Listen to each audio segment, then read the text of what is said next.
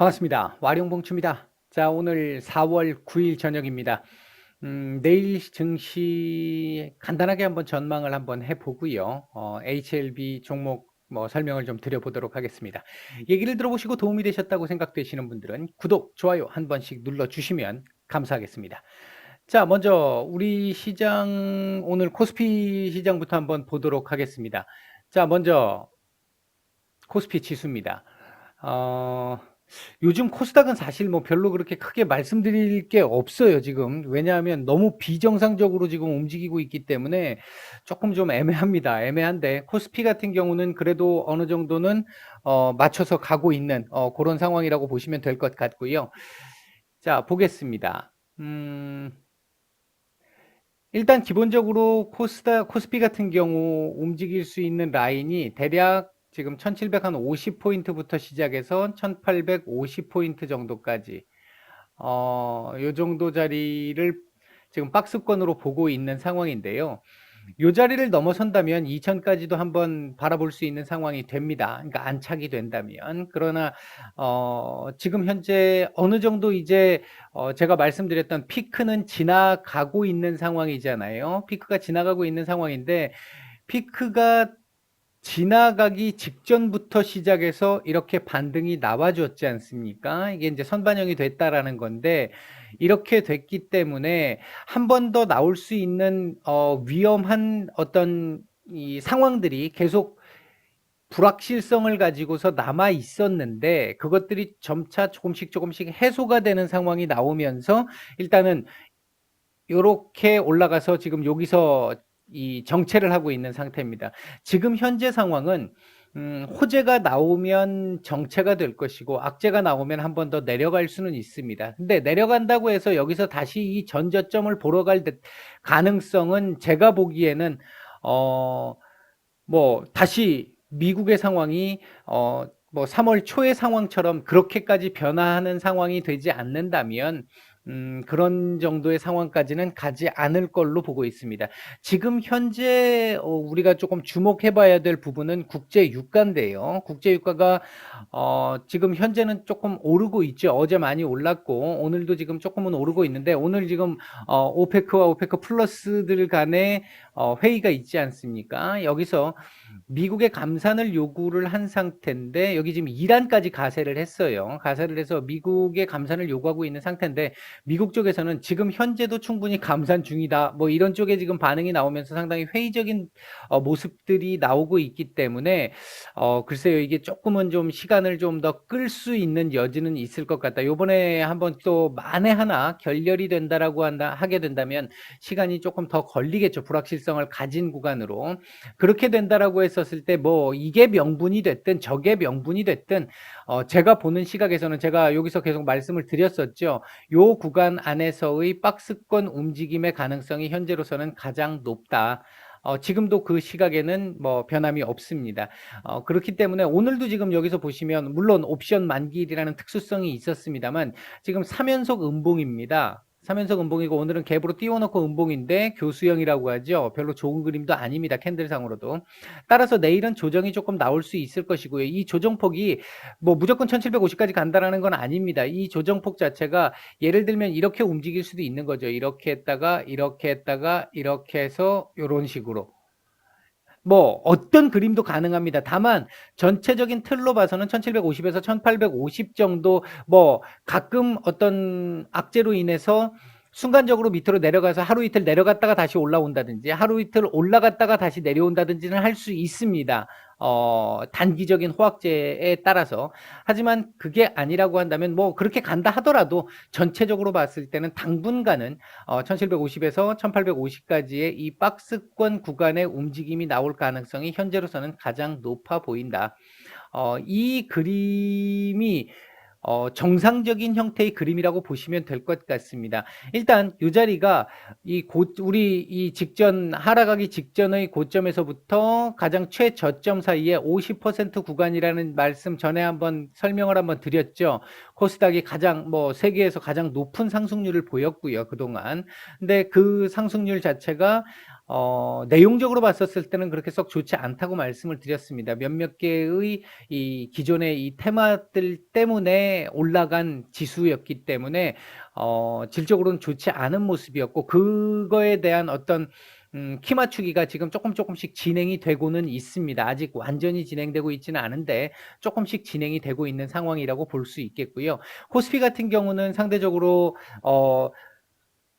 국제적으로 글로벌 전체로 봤었을 때도 좋은 모습입니다. 좋은 모습인데 그나마 그래도 정상적인 흐름으로 가고 있다, 이렇게 보시면 될 것 같습니다. 일단 내일은 약간의 조정이 예상이 된다. 금요일이라고 하는 그 측면이 내일 또 미국의 실업자 그 급여 청구 건수가 또 발표가 되겠죠. 지난주 일요일 날 지난 일요일 날 제가 말씀을 드렸어요. 한 700만 건 정도 예상이 된다라고 했는데, 컨센이 어떻게 나올지 일단 지켜봐야 될 것 같고요. 그 나오는 상황이 또 뭐 물론 우리 시간으로는 그 뒤에 내일 넘어가겠습니다만은 미국장이 내일 또 휴장이잖아요. 그러니까 오늘 저녁하고 내일이 휴장이잖아요. 이제 그 부분들 고려를 해본다라고 한다면 일단 금요일 시장은 조정을 조금 줄 가능성이 상당히 높아 보인다. 조정을 준다고 해서 시장이 무너지거나 하는 그림은 아닐 걸로 본다. 뭐 조정이 온다 하더라도 최대 1750까지의 라인을 보시면 될 것 같다. 근데 요번에는 거기까지도 안 오고 살짝 반등을 또 줬다가 요렇게 내려왔다가 살짝 반등을 줬다가 다시 한번 또 내려가서 이렇게 내려가서 다시 한번 올라오는 이런 그림을 지금 일단은 예상을 하고 있습니다. 저는 이제 그렇게 보시면 될 것 같고요. 자, HLB를 한번 보겠습니다. HLB 요 화면으로 보지 말고요. 예, 요 화면으로 보겠습니다. 자, HLB 오늘 흐름이 시장에 대비해서 역시 오늘도 그리 강한 움직임을 보이지는 못했습니다. 제가 오늘 10만 원대 안착까지는 한번 나와주는 그림 하다못해 사실 여기서 슈팅이 한번은 나왔어야 되는 자리인데 슈팅이 못 나오고 지금 밀렸고요. 특히나 오늘 아침에 보였던 부분들이나 오후에 잠깐 또 보였던 부분들이 위로 올라가려고 하는 걸 의도적으로 막는 모습들이 상당히 좀 있었습니다. 그 의도적으로 막는다라고 하는 부분은 이제는 뭐 유증 때문이라고 봐야 되겠죠. 그런 부분들이 있었기 때문에 아마도 이렇게 되면 다음 주까지는 조금 쉽지 않은 행보가 예상이 된다. 즉 9만 원대 중반에서 10만 원대 한 초반 정도, 10만 2천 원 정도가 상당히 강한 저항입니다. 10만 2천 원.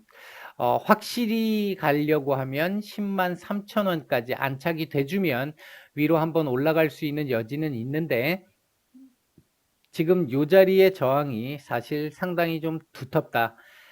이 자리의 저항이 상당히 두터운데 일정까지 잡혀 있는 상태다 보니까 지금은 변동성을 극도로 줄이면서 하루 종일 진을 빼는 이러한 모습은 한 주 정도는 더 진행될 가능성이 높아 보인다. 일단 유증 이 이슈가 이벤트가 마무리가 되고 나면 조금은 어느 정도 이 한숨을 좀 돌릴 수 있는 상황이 나올 수도 있는데요. 일단 그 부분은 조금 더 지켜봐야 될 것 같습니다만 부정적으로 보지는 않습니다. 그리고 유증과 관련해 가지고는 현재 가장 대주주로 있는 이 진 회장님께서 이번에 유증을 얼마큼 받을지 아직 정확하게 알 수가 없죠. 회사 측에서 얘기하기로는 전혀 받지를 않게 된다라고 한다면 경영권 방어에 조금 애로사항이 있을 수 있다라고 얘기를 한 상태입니다. 그 얘기는 유증을 받겠다는 얘기이긴 한데 100% 받을 수 있는 물량을 다 받을 것인지 아니면 일부만 받을 것인지 하는 부분은 아직 알 수가 없습니다. 만약에 전부 다 받는다라고 가정을 한다면 굳이 올리는 게 이득이 되지 않겠죠, 당장은요.